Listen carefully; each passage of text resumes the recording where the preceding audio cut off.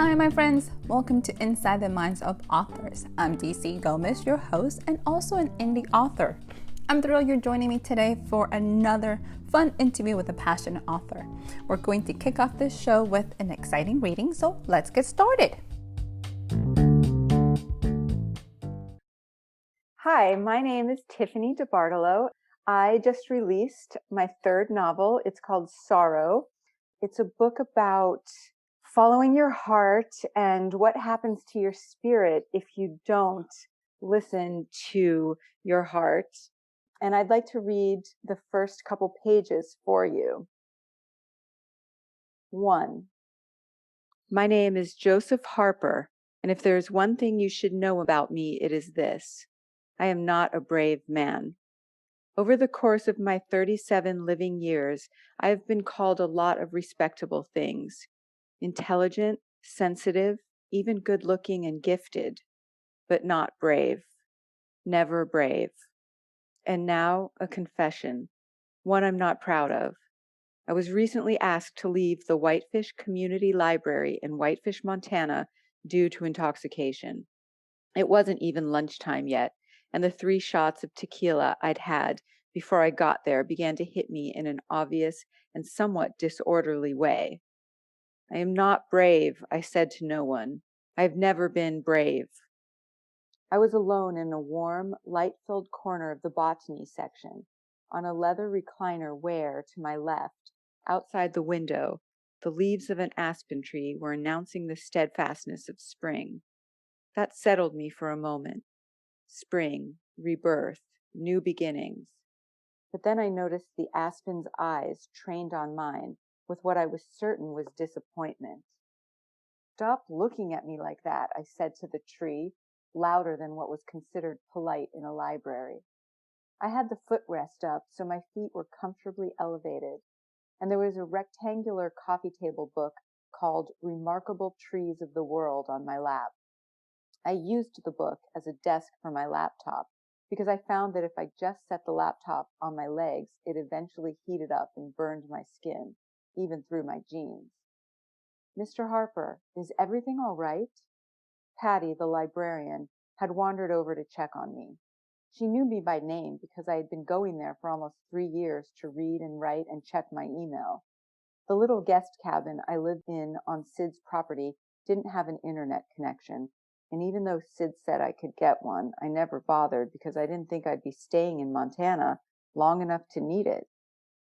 Mr. Harper, Patty said again. She was wearing her usual camouflage pants, and I said, Patty, where are your legs? But she didn't get the joke. Are you all right? I wanted to shake my head and tell her that I was most definitely not all right, but I gathered she was aware of this fact, that her question was largely rhetorical.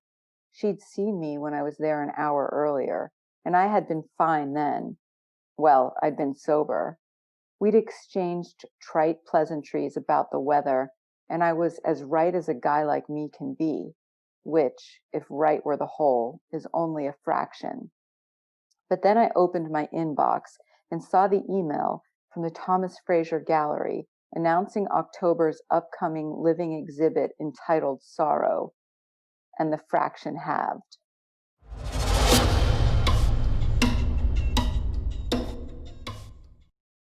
Hi, everyone, and welcome to another exciting episode of Inside the Minds of Authors. Today, we have the amazing Miss Tiffanie, so we're all excited. Miss Tiffanie, how are you today? I am good. We are so happy to have you, and this reading is very in-depth, so let's jump right into it. Tell us about the book. What is it about? Where did this scene come from? It was a long time in the making. The story was actually inspired by a song. I'm very influenced by music. And there's a song by a band called The National, and the song is called Pink Rabbit. I'd heard the song probably 1,000 times, but one day I was listening to it and I was out on a hike, and there was a line in it that just conjured up this entire scene in my head. And I went home and started writing the scene out, and that was the beginning of Sorrow. Is Sorrow a standalone book, or is this part of a series? It is definitely a standalone book.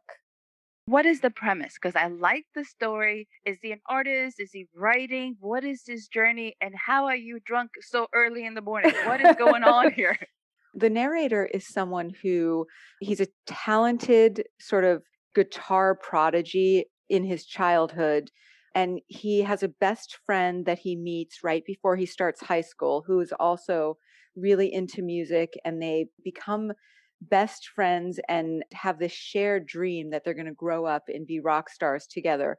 And his friend goes off and does it, and he stays behind because he doesn't have the courage to follow his dreams. And the story sort of is him looking back on that choice and seeing where it got him in life and kind of asking himself the question, is cowardice revocable? Is it ever too late to be who you really want to be in life?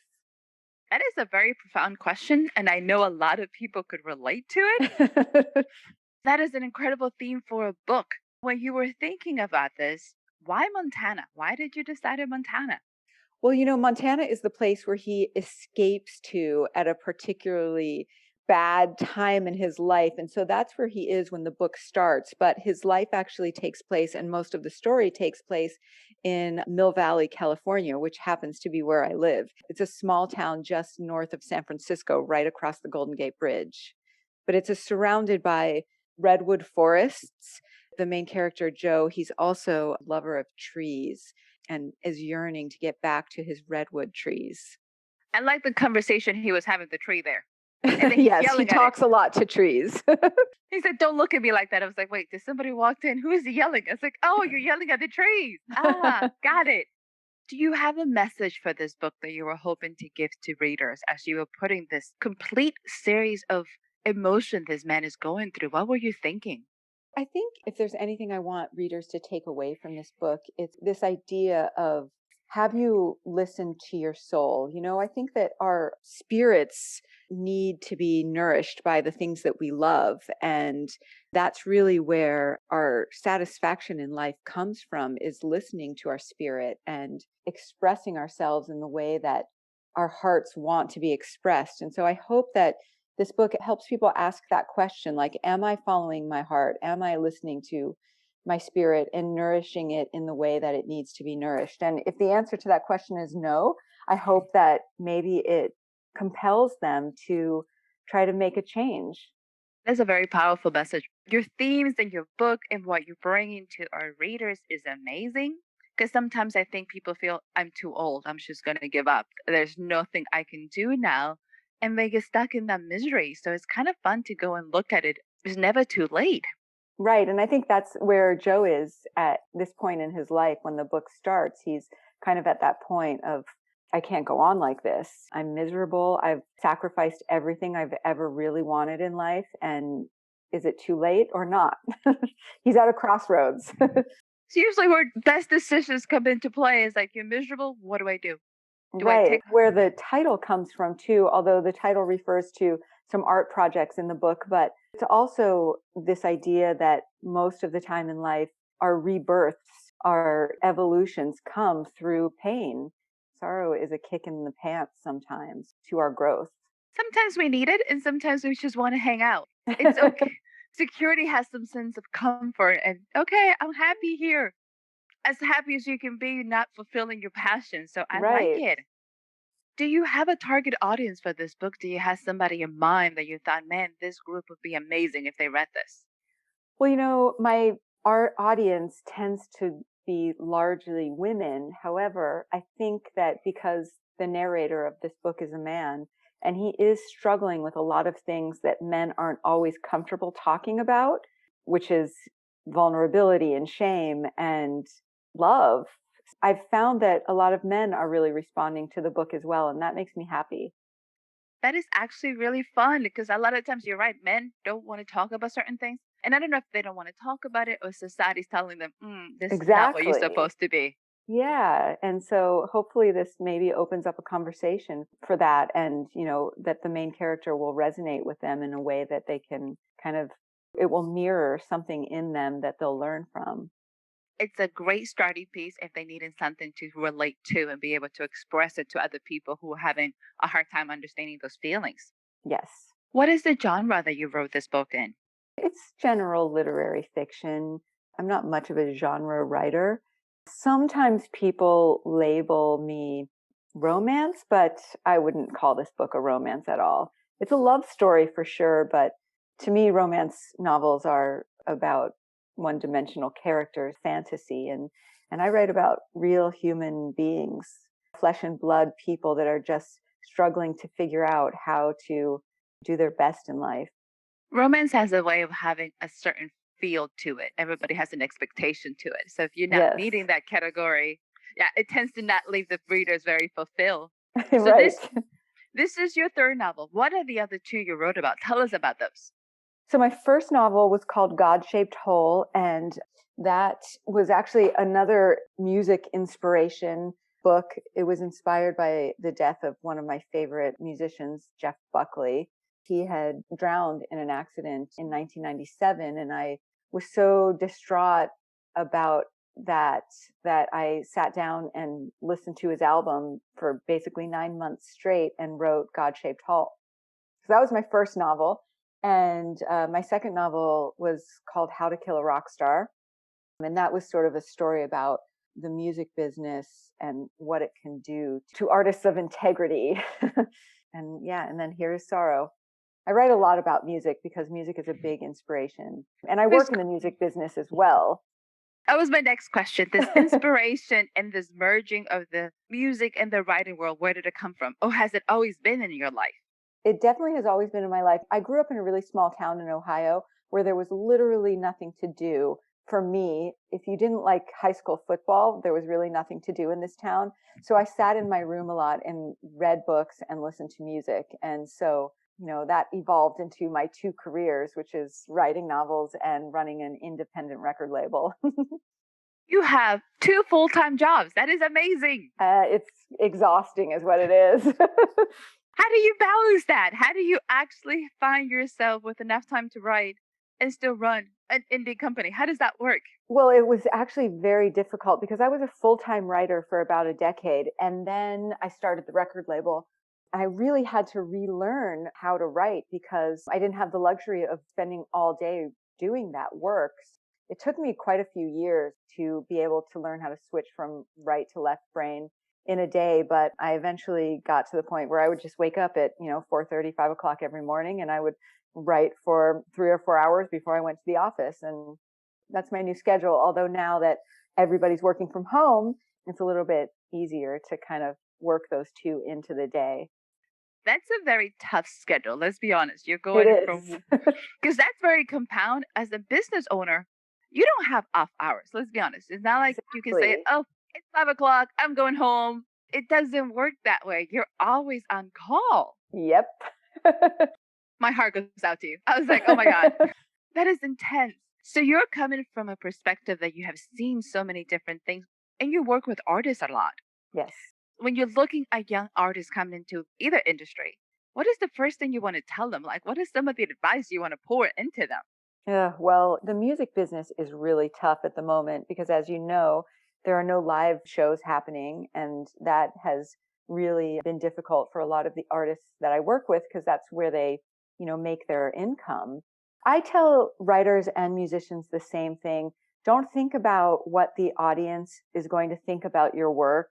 Don't try to give the audience what they want. Listen to your heart, express the music or the words that you want to express, and then worry about how to market it. Because being true to yourself is the only way that I feel like you're going to make the most authentic art that you can make. I like the fact that you cover authentic art because then you can find an audience that fits with your bubble. If you do it the other way around, you kind of lose yourself in that market. You lose yourself in trying to do everything everybody wants you to do. Exactly. And you compromise your artistic integrity in a way that I think doesn't feel good for a lot of artists.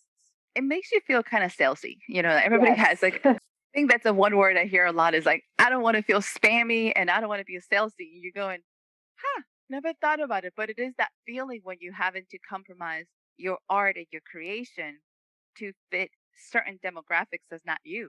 That's Yeah, and actually I think, I speak for myself and for a lot of the musicians that I work with. it's very hard to self-promote as well. Once you do your work, there's another job you have, and that is self-promotion. And I'm not very good at that. I'm always uncomfortable posting, please buy my book and all that kind of stuff. And artists that I work with, I really have to prod them to do it, which is funny because people have to prod me to do it too. But part of my job is prodding the musicians I work with to make sure they're promoting themselves. It's usually a little easier to give advice and push people than it is to push ourselves. Let's be honest about Yes. that. We're a tad bit more self-conscious of ourselves than we are of others. For sure. For sure. You talked a little bit about promotion. How are you doing your promotions? Because you come from a business side as well as the writer side. What do you see it when you think of your marketing, targeting for your books? What are you aiming at?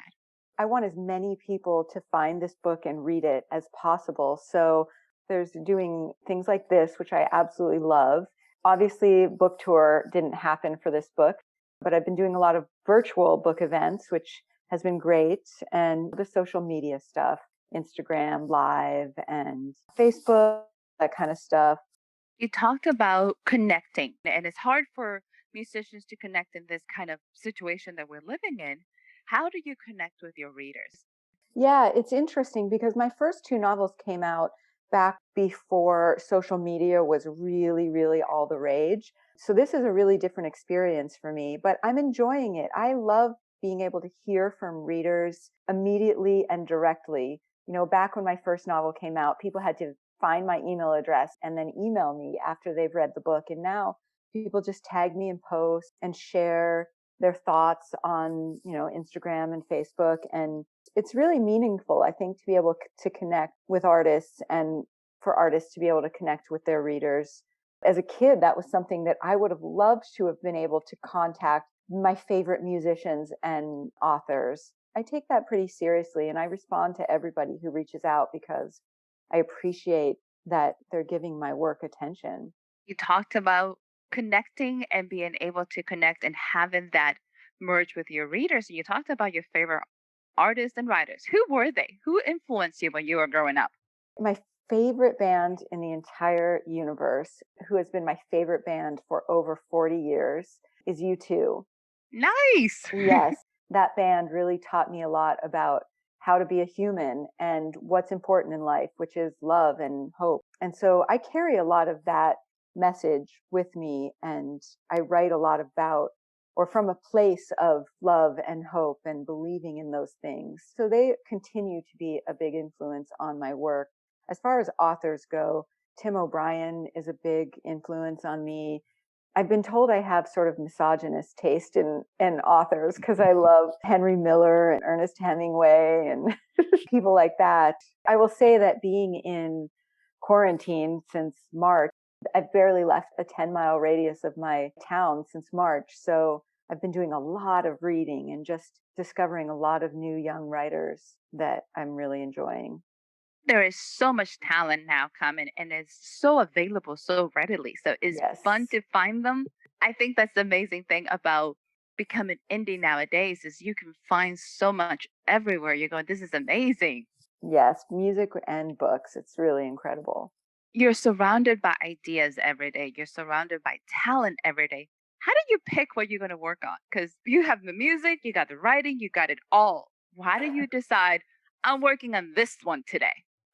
Well, usually my schedule answers that question for me because if there's a lot of music business meetings, that pretty much takes up my day. And, it's funny because I kind of thought that when we went into shelter in place, my creativity was just going to explode. And I think I've talked to a lot of artists that say the same thing, now we're at home and we're going to have more free time to write or paint or whatever it is that we do. And I have found it difficult to focus during these times. So I haven't been as creative as I may wish I have been in this particular year.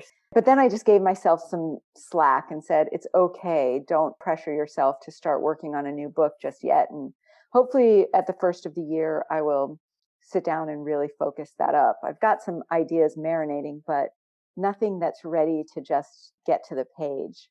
I have found out that it's very hard when all the energy around us is so focused on panic. Yes.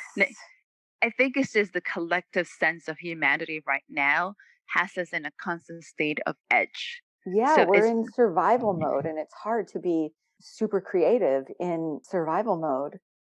Maslow had it really well. Our first three levels have been shaken. So because those things are not solid, you can't get to the higher levels. You can't get to your creativity. You can't get to the things that makes you passionate because we're still trying to figure it out. It's like, are we going to die? Is it going to hit us? Exactly. This is probably the only time that I can truly understand his sayings. I'm like, oh, that's what you meant about having security. Didn't realize that. Sorry, I got it now. Got it. I got it. Do you have a favorite author besides those three amazing ones? Do you have a current author that you're going, I've recently been moved by their work? I'm really impressed by Sally Rooney. She's a young author. She's put out a couple novels. Normal People is one of them, and Conversations with Friends is another one. I really loved both of those books. She's not even 30 yet, and she's just like writing these incredible novels. So I'm really impressed by her. She's probably like one of the authors that I feel like I discovered last year that really moved me. And I just read this really great book called Euphoria by a woman named Lily King. It was a novel that really knocked my socks off. It was just really simple and really beautiful, and just the characters were really unique, and it was in a really unique setting, and I just enjoyed it so much. I like your balance between the books that you're reading and just your willingness to try something outside.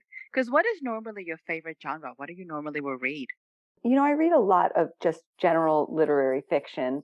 That's my favorite thing to read. But I've also been reading a lot of nonfiction in the last year, sort of memoir and kind of journalistic memoirs. So that's been interesting too. I just read this amazing book called The Soul of an Octopus. This woman who spent a lot of time studying octopuses wrote it, and it's just fascinating how intelligent and sensitive these creatures are. I've been learning things during the pandemic too. That's been nice. Like that you're expanding everything and taking everything for what it is. You're not letting yourselves just get stuck in one situation, which is beautiful. In your career, Madame, if we can pick either one of them, what is the one lesson you learned that you're like, oh, wow, that has truly shaped where I am now? That is a good question. I think for me, specifically with writing, I've learned that writing a story is really a journey. And the less I know when I start, the more interesting that journey is to me. I mean, with Sorrow, it was the first book I wrote that I didn't really know anything about where the story was going. I met these characters in my imagination and I started following them around, and they introduced me to so many things that I feel like I learned about people and compassion and just how to live and what is important in life.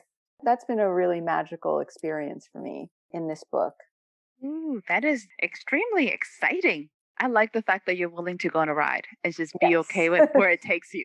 Yeah, it was a ride. It really was. A lot of the times, I think we're so busy trying to control the narrative that we kind of get stuck. And somebody said Yeah. that it's like, just let it go. Just let them come to you and see what happens. And you did. And that's awesome. I think that's a good lesson for life as well as work.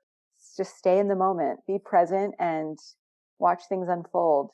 How hard is that for us? Because we really want to know So what's going to hard. happen. It's so hard. That's something I practice every day. We're a little afraid of change. We're a little concerned what's going to happen. So we want to control things to hopefully keep us safe. But some, Yes. but sometimes that makes life so boring. So I like the fact you're taking this wild journey. Where can our listeners find you? I'm most prominently on Instagram. That is the social media platform that I use the most often. And it's just under my name, Tiffanie DeBartolo. I'm also on Facebook, although I don't visit it as much. I do have a website, tiffanydebartolo.com. You can get my books anywhere you buy books. Amazon, Barnes & Noble, your local indie retailer, which I'm always a big proponent of supporting. When you said you have one social media choice, did it on purpose? Did you decided I'm going to stick with one? That one is just the one that appeals to me the most, because posting photos or videos feels like a little bit of a creative endeavor to me. You know, making sure the photos are cool. It feels like a creative outlet to me as opposed to a marketing tool all the time. Facebook is overwhelming and people are crazy on Facebook. They're not nice. So I try to avoid that as much as possible, but it is important to have a presence there. So I have a presence there. I just don't really engage with it as much. And I'm on Instagram all day. I joke with people that I can do Facebook on my phone. If I try to do it on the computer, it's so overwhelming. I was like, Yes. there's all this stuff going on and it's all these pieces. I'm like, okay, we're gonna stick with phone. Like I need like small Yeah, it's a bits of mess. content. And you are absolutely right. I think everybody who talks about it is always saying how much calmer and nicer the people are. And I think it's a little bit more that creation. You don't have to like everything and you don't have to comment. You can just scroll. I think that's the beauty. Right. You don't have to comment, especially on things that you don't agree with, or you don't like. Like, just butt out, mind your own business. People are so crazy. My friend says the best thing. She's like, just keep scrolling. I like that. Just keep scrolling. I absolutely love the fact that you are available and you're very comfortable in your space. You understand what makes you happy and what you don't have time for, which is amazing, instead of trying to please everybody. How long did it take you to get there? I'm turning 50 in 2 weeks, so 49 years. Happy early birthday. Woo-hoo! Thank you. It's not going to be the exciting 50th birthday party that I had imagined. Me, my husband, and my dogs. You can take a rain check and then throw one later on. It will be amazing. Just be That's like, what woo! I keep saying. I'm just going to stay 49 until I can have that big party. You're 50 an entire year, so you can get to pick any day you want. That's my theory. Yeah, fingers crossed that it will be safe next year. It'll be awesome. Are you ready to switch gears? Because I had a blast talking to you. It has been so exciting. So we're going to wrap up with our lightning round. Are you ready? Oh, fun. Yes. These are easy. Don't think too hard and let's see what first comes to your mind. Let's go. Fruit or vegetables? Fruit.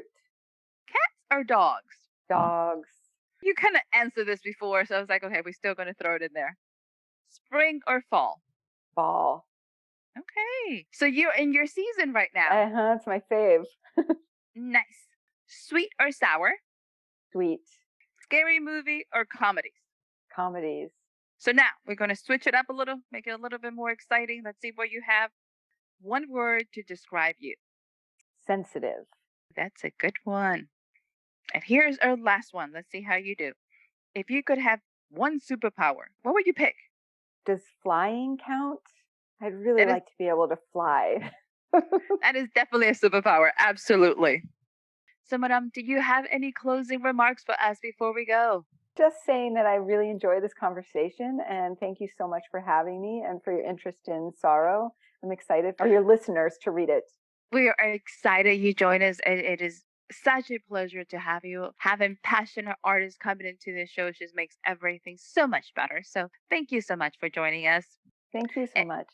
And to our listeners, hope you enjoy this show. Go ahead, give this episode a like, give us a review, share with somebody, invite your friends to join the community. Let's continue to do this together. And we'll see you again next week for another exciting author. Bye, everyone. Bye.